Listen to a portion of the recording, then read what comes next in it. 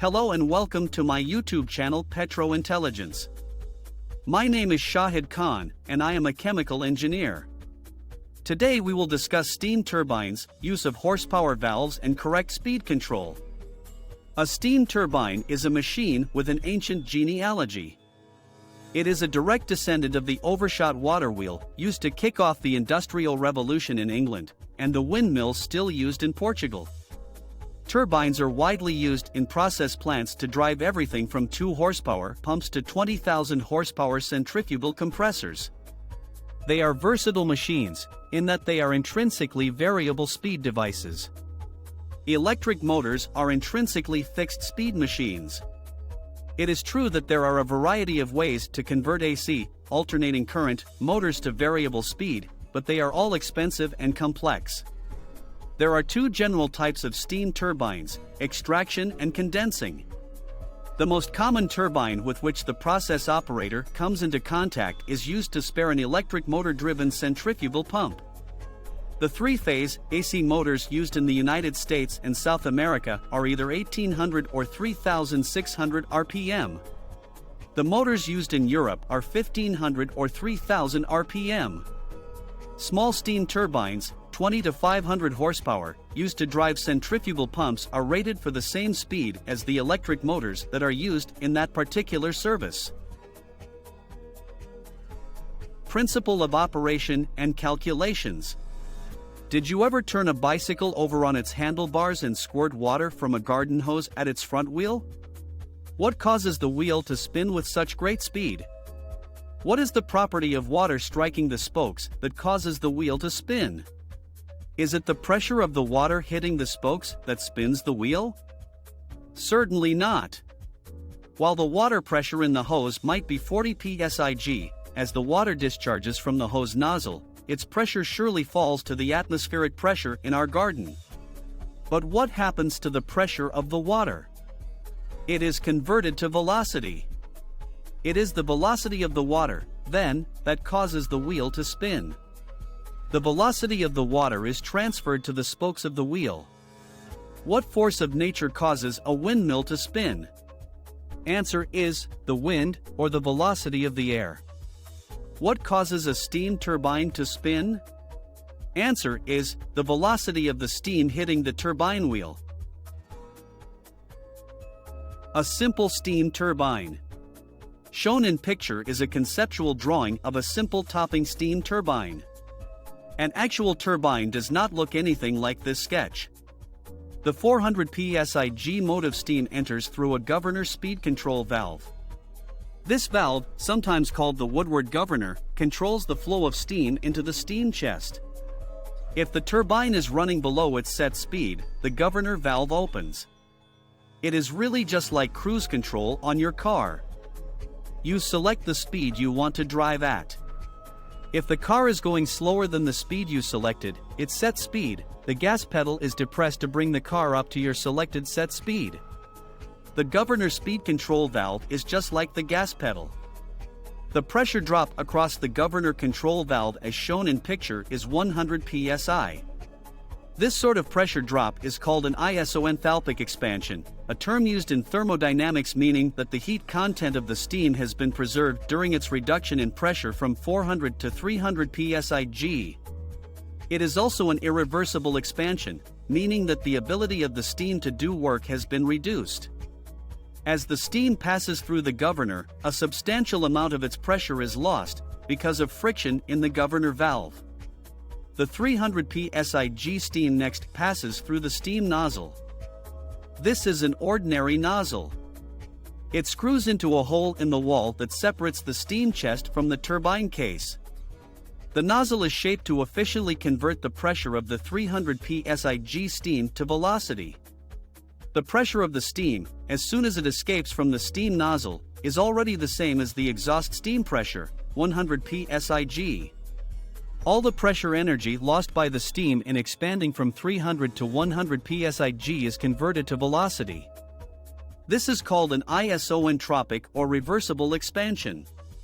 The term isoentropic is a thermodynamic expression meaning that the entropy of the steam has not increased. The term reversible in this context means that I could take the high-velocity, 100 psig steam exhausting from the nozzle, run it backward through an identical nozzle, and convert the steam's kinetic energy back into 300 psig steam. An isoentropic expansion is also frictionless, in that the ability of the steam to do work is preserved. If you are using your Mollier diagram, you will have noted that the temperature of the steam has dropped from 375 degrees Fahrenheit to 220 degrees Fahrenheit. The 220 degrees Fahrenheit is the temperature of 17 psi as saturated steam. That 155 degrees Fahrenheit drop in the steam temperature represents 85 BTU per pound. The 85 British thermal units, BTU, has been converted into kinetic energy. Most of the kinetic energy of the steam, as it passes through the steam nozzle, is derived from the temperature of the expanding steam. The high-velocity steam strikes the buckets around the rim of the turbine wheel as shown in picture.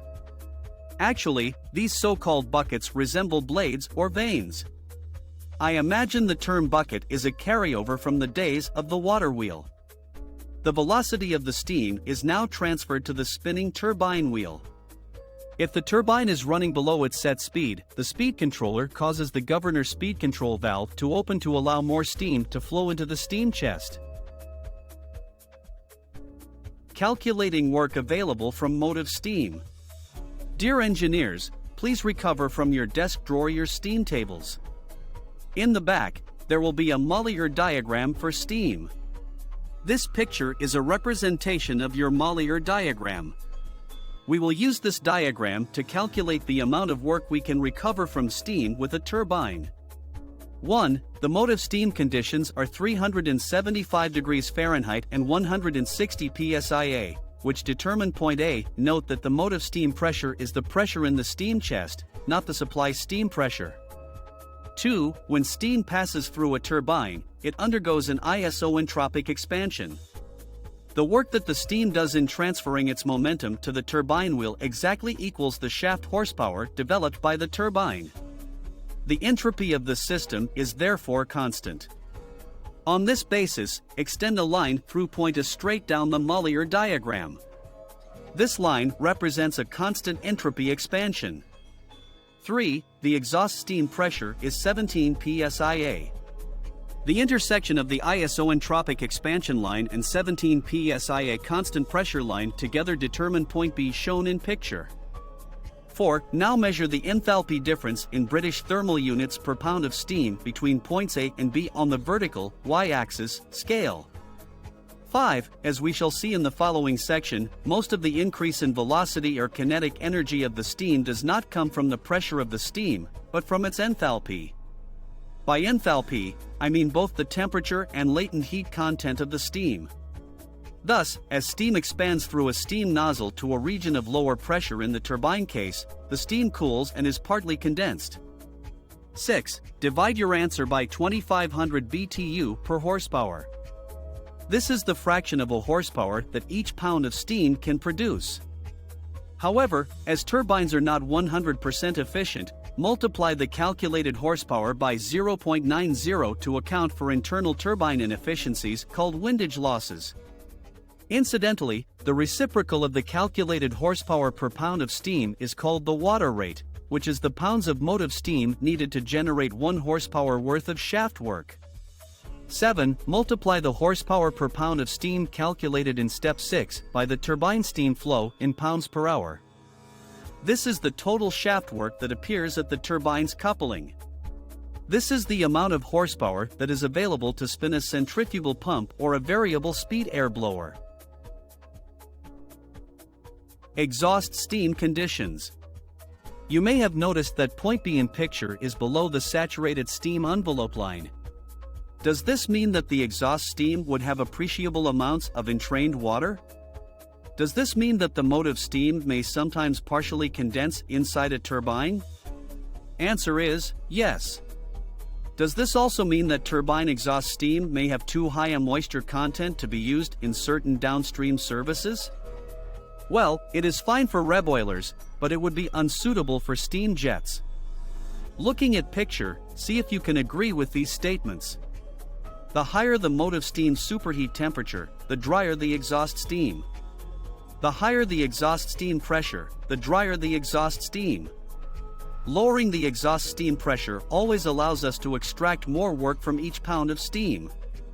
That is why we often exhaust steam to a condenser. But other than minimizing the exhaust steam pressure, how else may we increase the amount of work that can be extracted from each pound of steam? Horsepower valves. It is the velocity of the steam impacting on the turbine wheel buckets that causes the turbine to spin.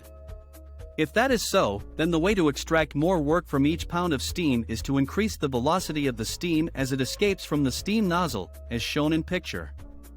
The escape, or exit, velocity of this steam is a function of the steam pressure in the steam chest.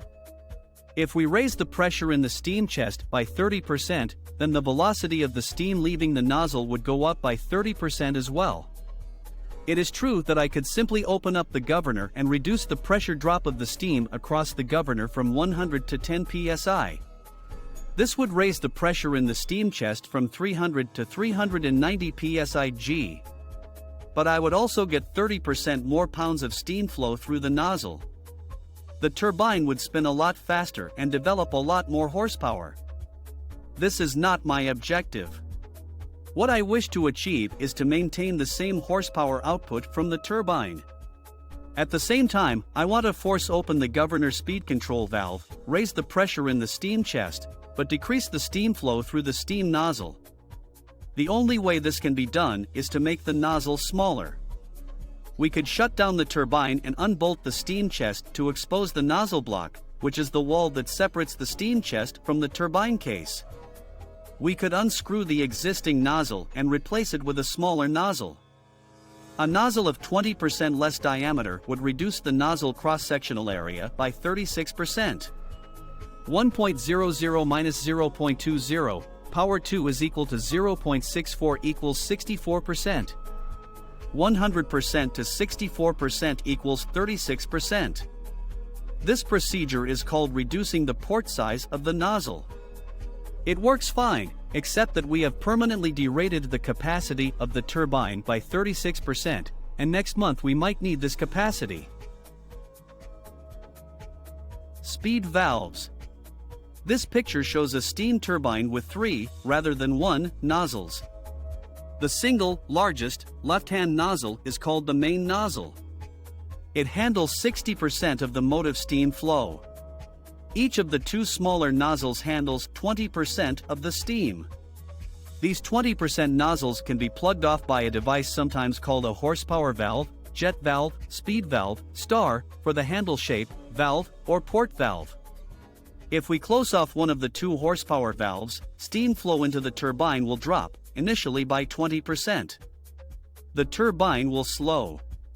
This will cause the governor valve to open. The pressure drop across the governor will decrease. The pressure in the steam chest will rise. The flow of steam through the 60% port nozzle and the remaining 20% port nozzle will increase. The velocity of the steam striking the buckets will also increase. The turbine wheel will now come back up to its set point. The net effect of this exercise will be to save not 20% of the motive steam, but 10%. The 20% reduction in nozzle area is partially offset by the opening of the governor valve. The inefficient, irreversible ISO enthalpic expansion and pressure drop across the governor speed control valve is reduced. The efficient, reversible isoentropic expansion and pressure drop across the nozzles is increased. If we now attempt to shut the second horsepower valve, we may be able to save a second 10% increment of steam. But if the governor goes wide open, we will have to open this horsepower valve again. You see, once the governor is 100% open, we will have lost our ability to control the turbine speed.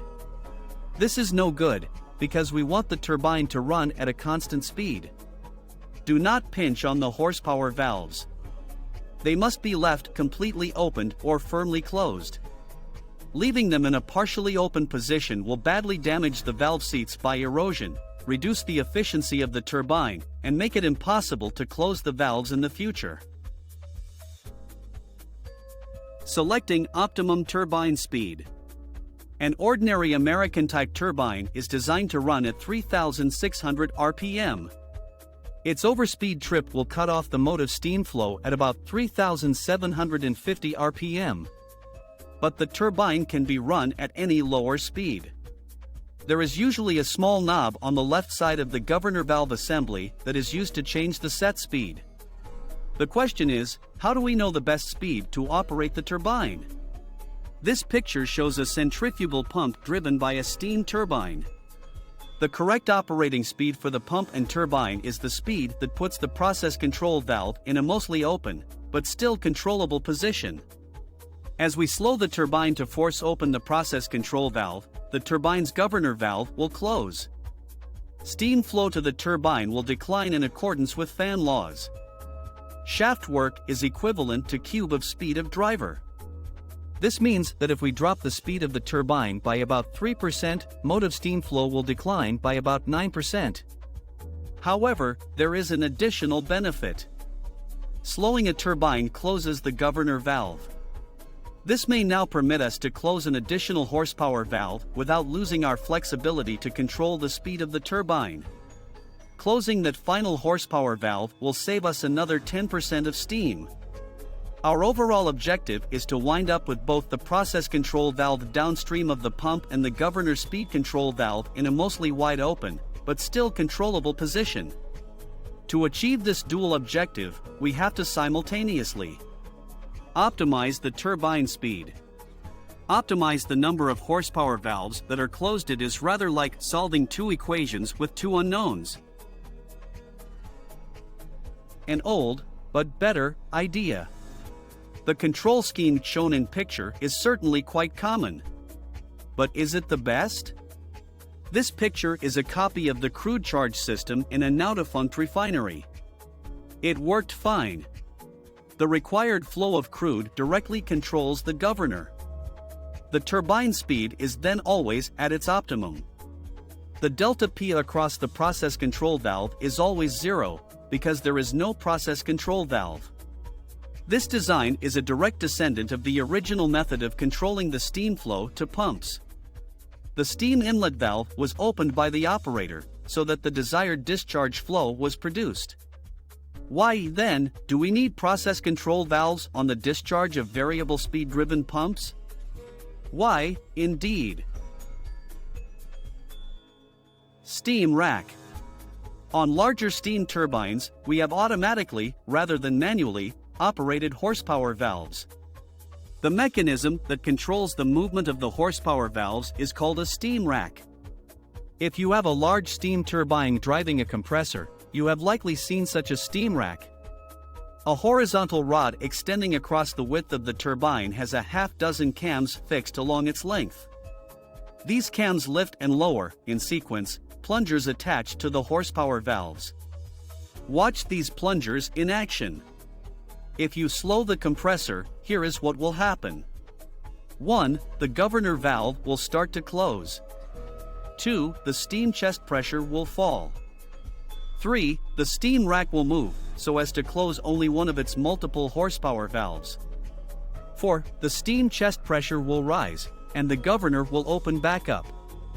If you look on the local control panel of such a turbine, you will probably see 4 steam pressures displayed. Steam header pressure. First stage steam chest pressure. Second stage steam pressure. Exhaust steam pressure. These larger turbines often let down the steam in 2 or more stages. They are called multi-stage turbines. Their principle of operation is not significantly different from a simple single-stage machine. Condensing turbines. Most of the turbines you will encounter in your work are called topping or extraction turbines. The idea of such a turbine is to extract much of the potential work from the motive steam, and then use the exhaust steam to reb oil towers. Typically, the energy content of the exhaust steam is only 10 to 20% less than that of the motive steam. That is the calculation we just did with the Mollier diagram. The rest of the energy of the steam may then be used as the steam condenses to reb oil towers. This sounds pretty efficient. It is the basis for the new cogeneration projects you may have heard about. Of course, this system was used by the British Navy in the 19th century. The condensing turbine does not produce exhaust steam. All the turbine exhaust steam is turned into water in a surface condenser. We will learn surface condensers in next video. The surface condenser is just like the sort of vacuum condensers we discussed in another lecture. The exhaust steam condenses under a deep vacuum, typically 76 mm of mercury, or 0.1 atm basically. Then, a condensing steam turbine loses all the potential benefit of using its exhaust steam to rev oil towers. But for what purpose? Let's say a turbine was using 400 psig or 415 psi steam exhausting to a 30 psig or 45 psi steam header. The work generated was 2000 horsepower. If we had condensed the steam at 76 mm of mercury or 1.5 psia, the work generated would be 4000 horsepower. In the first case, the delta P of the steam was 370 psi, 415 minus 45 is equal to 370. In the second case, the delta P of the steam is 413.5 psi, 415 minus 1.5 is equal to 413.5. If the delta P increases by only 12%, why does the amount of work that is extracted from each pound of steam double? The answer is that it is not the pressure of the steam that drives the turbine. It is the velocity of the steam impacting on the turbine wheel buckets. The velocity of the steam escaping from the steam nozzle as shown in picture is 25 feet per second, when the exhaust pressure is 30 psig or 45 psia. What, then, would be the velocity of the steam if the exhaust pressure were 76 mm of mercury or 1.5 psia? 25 feet per second times 45 psia divided by 1.5 psia equals 750 feet per second. No wonder the work we can extract from a condensing steam turbine is so much greater than with an extraction, or topping, turbine. The most efficient condensing turbines may convert 30% of the steam's energy into work. These turbines use 1500 psig steam and exhaust to a surface condenser at 50 mm of mercury. The most efficient machine ever built is the high-bypass, radial flow jet turbine engine, commonly used in commercial aircraft, which has a 40% efficiency. I rather like to adjust steam turbines. It is just nice to see how the second law of thermodynamics functions in the real world. That's all, gentlemen. If you like my video, please follow my YouTube channel Petro Intelligence for more videos. Good day and good luck.